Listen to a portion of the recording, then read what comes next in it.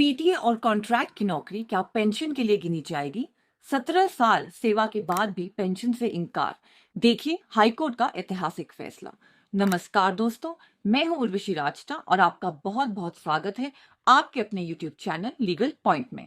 आज हम एक ऐसे ही शिक्षक के संघर्ष की कहानी जानेंगे जिन्होंने अपनी जिंदगी के 17 साल से भी ज्यादा शिक्षा विभाग को दिए, लेकिन जब रिटायरमेंट के बाद पेंशन की बारी आई तो विभाग ने हाथ खड़े कर दिए।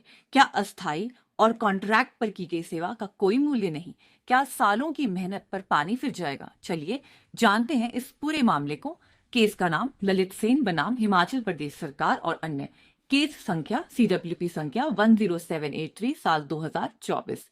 फैसले की तारीख 7 अक्टूबर 2025। न्यायाधीश माननीय न्यायाधीश श्री संदीप शर्मा। दोस्तों, यह कहानी है एक शिक्षक श्री ललित सेन की। उनकी यात्रा 2 जून 2007 में शुरू हुई, जब उन्हें एक उचित सिलेक्शन कमेटी द्वारा पीटीए टीचर के तौर पर कॉमर्स लेक्चर के पद पर नियुक्त किया गया। वह पूरी लगन और मेहनत से अपना काम करते रहे। उनकी सेवा को देखते हुए 20 अगस्त 2015 को उन्हें पीटीए से कॉन्ट्रैक्ट कर्मचारी बना दिया गया। कई साल कॉन्ट्रैक्ट पर काम करने के बाद आखिरकार साल 2020 में उन्हें रेगुलर कर दिया गया। 29 फरवरी 2024 को 17 साल से भी ज्यादा की एक लंबी और बिना रुकावट की सेवा के बाद श्री ललित सेन रिटायर हो गए। उन्होंने सोचा था कि अब वह अपनी बाकी की जिंदगी पेंशन के सहारे आराम से गुजारेंगे, लेकिन उनकी उम्मीदों पर पानी फिर गया जब विभाग ने उन्हें यह कहकर पेंशन देने से साफ मना कर दिया कि उनकी क्वालिफाइंग सर्विस यानी पेंशन के लिए जरूरी सेवा 10 साल से भी कम है। सरकार का तर्क था कि पेंशन के लिए केवल रेगुलर सेवा ही गिनी जाएगी और श्री सेन की रेगुलर सेवा 10 साल पूरी नहीं होती थी। उनकी पीटी और कॉन्ट्रैक्ट पर की गई सेवा को विभाग ने गिनने से इनकार कर दिया। अब आप सोचिए, जिस इंसान ने अपनी पूरी जीवन एक ही विभाग को दे दी, रिटायरमेंट के समय उसे यह सुनना पड़े तो उस पर क्या बीतेगी।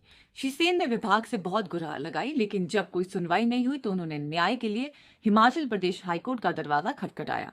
आपके लिए सवाल, कोर्ट ने क्या फैसला सुनाया होगा? यह जानने से पहले अगर आपको हमारी ये कोशिश पसंद आ रही है तो प्लीज इस वीडियो को लाइक करें, हमारे चैनल लीगल पॉइंट को सब्सक्राइब करें और हाँ, बेल आइकन को दबाना बिल्कुल ना भूलें ताकि कानून से जुड़ी अहम जानकारी आप तक सबसे पहले पहुंच सके। अब आपके लिए आज के सवाल। पहला सवाल, क्या सरकार का यह कहना सही है कि पेंशन के लिए सिर्फ रेगुलर सेवा ही गिनी जानी चाहिए? दूसरा सवाल, श्री ललित सेन की 17 साल की लगातार सेवा को नजरअंदाज कर देना क्या न्याय संगत है? तीसरा सवाल, आपके अनुसार इस केस में हाईकोर्ट का क्या फैसला आया होगा? क्या श्री ललित सेन को पेंशन मिलेगी या नहीं? आप अपने जवाब नीचे कमेंट सेक्शन में जरूर बताएं। हमें आपके जवाबों का इंतजार रहेगा। कानूनी बिंदु और कोर्ट का फैसला। इस केस का सबसे अहम कानूनी सवाल था क्वालिफाइंग सर्विस की परिभाषा को लेकर। क्या पेंशन के लिए किसी कर्मचारी की अस्थायी, टेम्पररी या कॉन्ट्रैक्ट पर की गई सेवा को गिना जा सकता है अगर यह सेवा बिना किसी ब्रेक के रेगुलर सेवा में तब्दील हो गई हो? इस मामले में central civil service pension rules 1972 का नियम संख्या 13 बहुत महत्वपूर्ण था। यह नियम साफ कहता है कि अगर किसी कर्मचारी की अस्थायी सेवा के तुरंत बाद बिना किसी रुकावट के उसी विभाग में पक्की नियुक्ति हो जाती है तो उसकी पिछली अस्थायी सेवा को भी पेंशन के लिए क्वालिफाइंग सर्विस माना जाएगा। तो दोस्तों, आपके कमेंट्स के लिए बहुत बहुत धन्यवाद। हिमाचल प्रदेश हाईकोर्ट ने इस मामले में श्री ललित सेन के पक्ष में एक ऐतिहासिक फैसला सुनाया। माननीय न्यायाधीश श्री संदीप शर्मा जी ने अपने फैसले में कहा कि जब श्री सेन की शुरुआती नियुक्ति एक सैंक्शनड पोस्ट पर हुई थी और उनकी सेवा बिना किसी ब्रेक के लगातार चलती रही तो उनकी पीटीए और कॉन्ट्रैक्ट की सेवा को पेंशन के लिए गिनने से मना नहीं किया जा सकता।